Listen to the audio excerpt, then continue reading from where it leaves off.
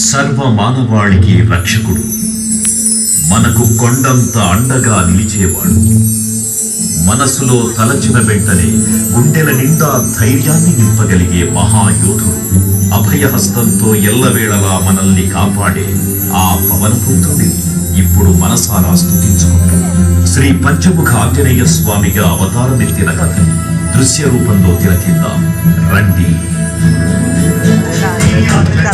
ప్రసన్నాంజనేయం ప్రభావిత్యకాయం ప్రకీర్తిప్రదాయం భజే వాసుదేవం భజే బాలగాత్రం భజేహం పవిత్రం భజే సూర్యమిత్రం భజే రుద్రరూపం భజే సర్వతేజం. అది రామాయణ మహాయుద్ధం భీకరంగా సాగుతున్న తరుణం.